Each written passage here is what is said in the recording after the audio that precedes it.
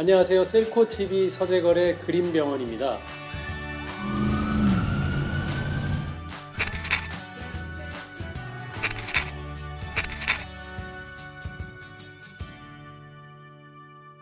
네, 오늘 말씀드릴 주제는 손가락 성형입니다. 이 손가락을 어떻게 성형하는지 궁금하시죠? 근데 실제 손가락을 성형하는 게 아니라 손가락으로 내 성격, 뇌를 성형할 수 있다는 거 알려드리려고 나왔습니다.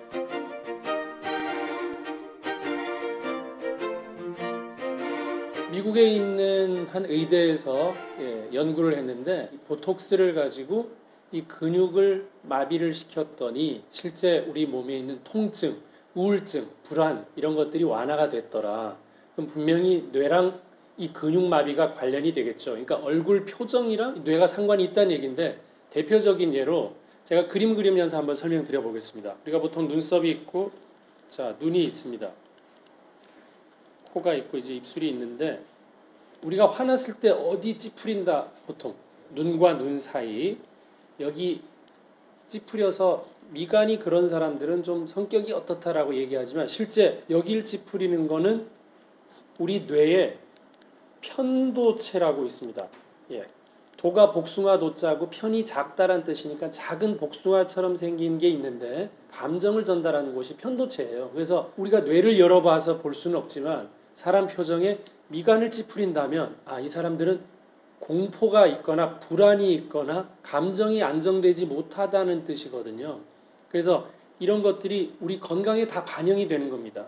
반대로 얘기하면 내가 지금 진짜 공포스러운 일이 있어도 여기 미간을 펴고 있다면 우리 몸에서는 이 공포스러운 환경이 우리 몸을 해치지 않는다는 얘기죠. 그러니까 우리가 어떤 표정을 짓냐에 따라서 우리 몸이 결정이 되는데 특히 이 미간 찌푸리는 이 행동이 우리 몸의 공포를 담당하는 편도체를 반영한다는 겁니다. 편도체가 너무 과잉 활성화되어 있다라는 뜻이고 뇌의 기능이 너무 감정에 많이 쏟다 보면 잘못된 정보를 받아들이게 됩니다.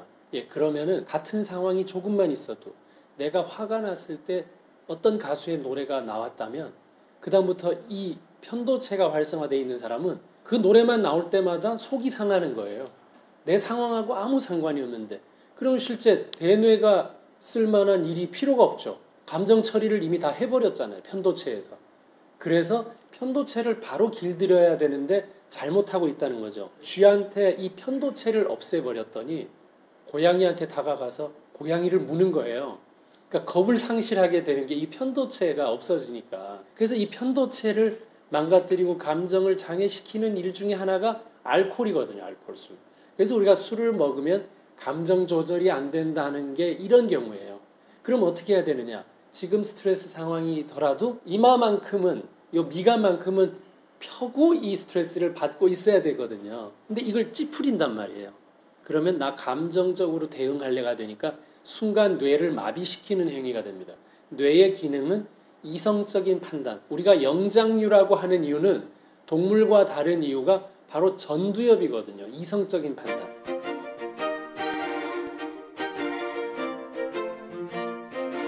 이성적인 생각하고 하는 이 전두엽 그림으로 좀 더 설명을 해보겠습니다. 우리 뇌가 이렇게 있는데 뇌가 보면 요 큰 뇌, 요 앞에 있다고 전두엽이거든요.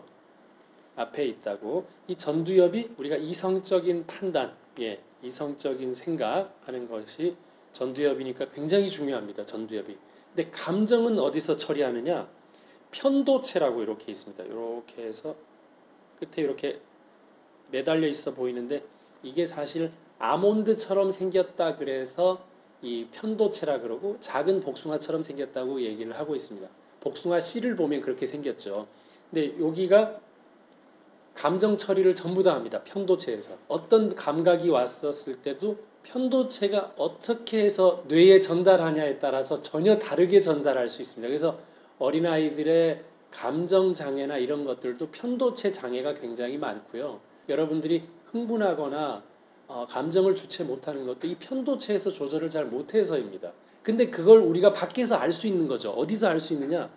자, 제가 이제 코를 그리고 자, 입에서 이렇게 해서 이걸 뇌라고 보면은 이 코 끝으로 딱 올라가면 이마로 연결되는 요 부분에 요 미간에서 편도체가 어떤 상황인지를 반영을 한다는 거죠.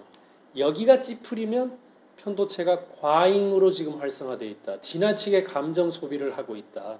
그러면 뇌에다가 전두엽에다가 제대로 전달을 안 하겠죠.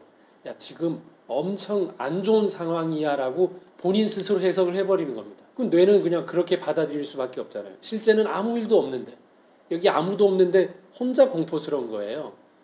그래서 전두엽은 오히려 기능이 떨어지고 공포만 증가하는, 감정적이기만 하고 이성적이지 못하다는 뜻이 미간을 찌푸리는 행동이에요. 그러면 제가 오늘 손가락 성형이라고 말씀드렸죠.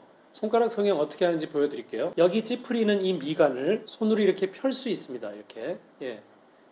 자, 이 손가락을 가지고 하는 성형이라는 얘기죠.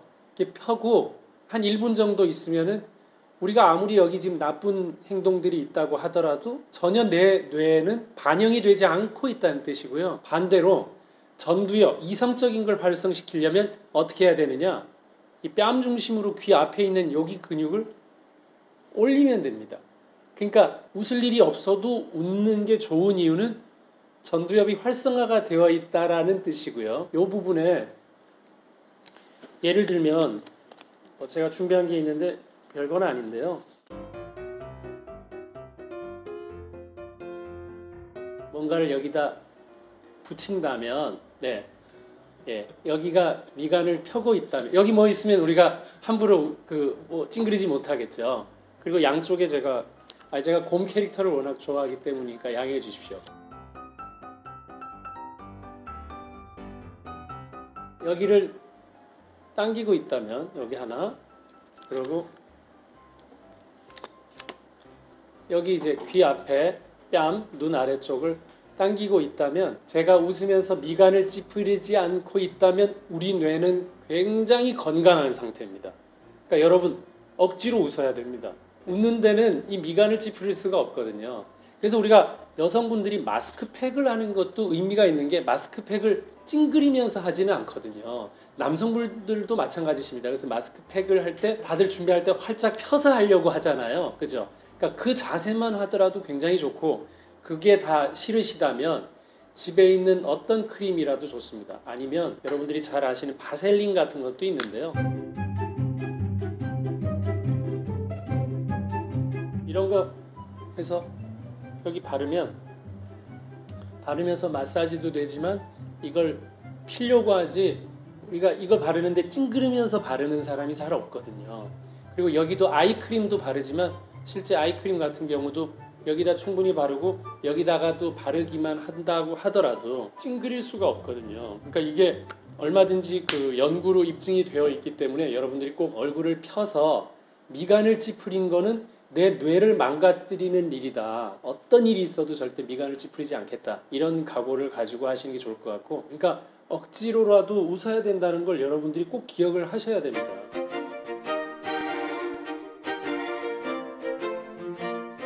마지막으로 말씀드리고 싶은 거는, 운동을 하면 뇌가 활성화가 됩니다. 저는 유동유뇌, 무동무뇌라고 얘기를 합니다.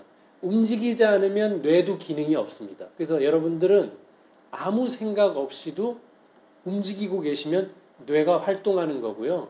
움직이지 않더라도 재밌는 생각을 하거나 본인이 하고 싶은 생각들을 하게 되면 운동을 하고 있는 거랑 똑같습니다. 그래서 두 운동 중에 한 가지는 꼭 해야겠죠. 우리가 그냥 육체적인 운동을 한다는 거나 아니면 재밌는 생각을 많이 한다거나, 이 두 가지 중에 한 가지는 꼭 해서 유동유뇌로 사시는 여러분들이 꼭 되시면 좋겠고요. 제가 늘 강조하는 거지만 똑바로 앉아서 무릎을 붙여서 15분 정도 이렇게 있는 것만 해도 뇌에게 굉장한 많은 도움을 주고 있는 행동이다.